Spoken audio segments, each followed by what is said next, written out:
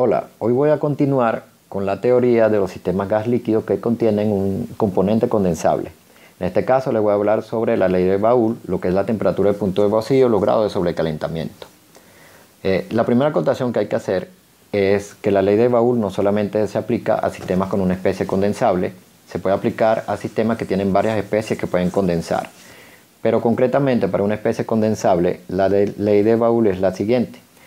Ella lo que establece es que si tenemos una mezcla de gases donde tenemos un vapor que se encuentra saturado, es decir, donde tenemos un solo vapor que puede condensar o un solo compuesto que puede condensar y este compuesto se encuentra saturado, la presión parcial de este compuesto debe ser igual a la presión de saturación o la presión de vapor a la temperatura dada. Esto es lo que se conoce como ley de Boole, es decir, que relaciona la primera presión, que es la presión parcial del compuesto, con la presión de saturación, que es el final. Esto que tenemos acá proviene de lo que se conoce como ley de Dalton, que establece que la presión parcial va a ser igual a la fracción molar en el gas multiplicando a la presión total o a la presión del sistema. Entonces tendríamos esta como ley de Dalton y esta que vendría a ser la ley de Boole. Ahora, varias cosas se desprenden como consecuencia de esa ley de Boole para una especie condensable, o hay varias acotaciones que se pueden hacer. La primera es que un gas en equilibrio con un líquido debe estar saturado con los componentes volátiles del líquido. Ya esto nosotros lo explicamos en el diagrama de fase. La segunda habla de cómo establecer que un vapor se encuentra sobrecalentado, que es cuando su presión parcial es menor a la presión de saturación. También ya lo explicamos. Pero los puntos 3 y 4 son los puntos interesantes. El punto 3 define lo que se conoce como punto de vacío.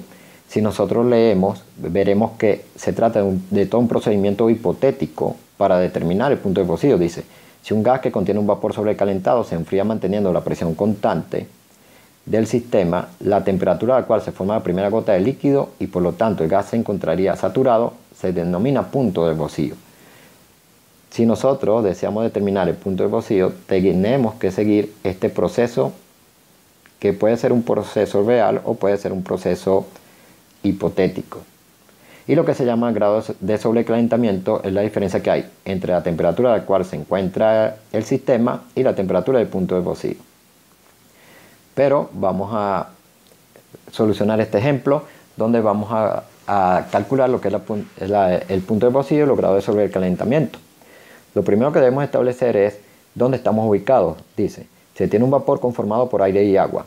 Quiere decir que tenemos una mezcla aire-agua a una temperatura de 120 grados centígrados y una presión total del sistema de 2000 milímetros de mercurio.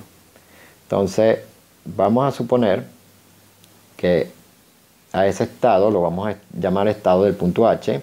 Quiere decir que vamos a estar ubicados acá, donde vamos a tener una temperatura del sistema de 120 grados centígrados.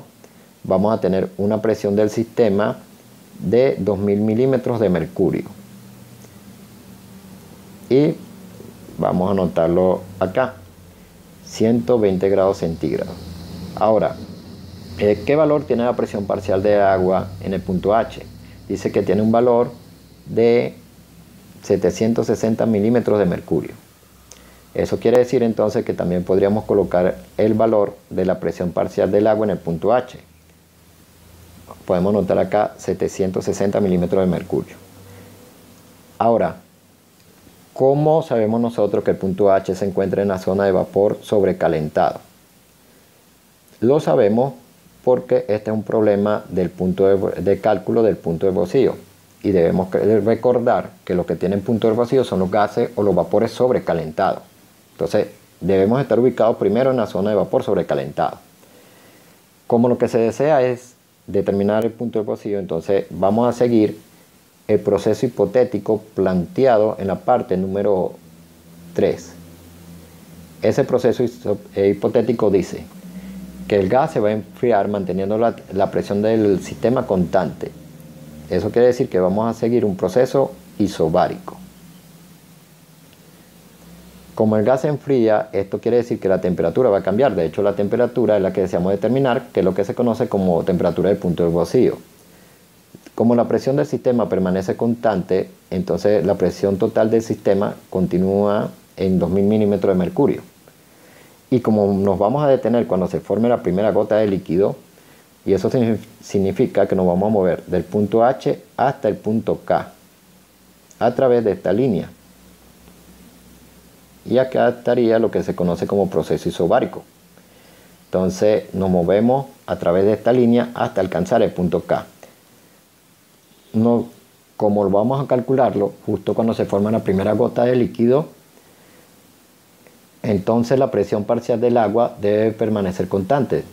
Debe seguir o debe continuar siendo 760 milímetros de mercurio. Ahora, ¿qué características tenemos acá? Que la presión parcial del agua ahora va a ser la presión de vapor o la presión de saturación del agua a la temperatura dada.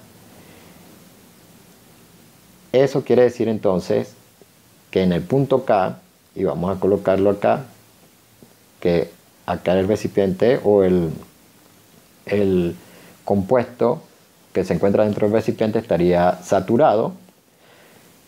Tendríamos una presión parcial del agua que debe ser igual a la presión de vapor del agua a la temperatura dada, y por lo tanto va a valer 760 milímetros de mercurio.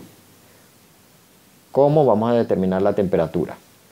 Todo lo que tenemos que hacer es buscar la temperatura para la cual la presión de vapor del agua vale 760 milímetros de mercurio.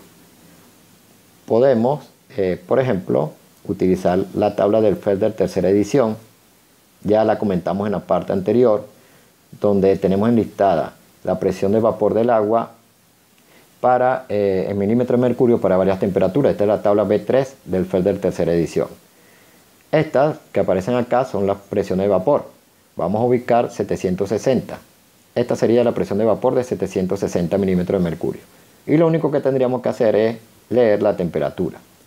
La presión de vapor vale 760 milímetros de mercurio cuando la temperatura tiene un valor de 100 grados centígrados.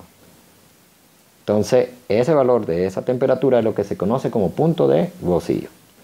Y para calcular los grados de sobrecalentamiento, que fue la otra pregunta, ellos son solamente la temperatura a la cual se encuentra el sistema menos la temperatura del punto de vacío. Entonces, los grados de sobrecalentamiento serán igual a 120 grados centígrados, que es la temperatura que se encuentra el sistema, menos 100 grados centígrados, que es el valor de la temperatura del punto de vacío. Y con esto vamos a obtener que los grados de sobrecalentamiento van a ser 20 grados centígrados. Podemos observar que para calcular la temperatura del punto de vacío siempre hay que seguir este proceso hipotético en este caso, porque nos está dando el sistema se encuentra, o mejor dicho, lo que tenemos es un vapor sobrecalentado que tiene una temperatura de 120 grados centígrados, la presión del sistema es de 2000 y la presión parcial del agua es de 760.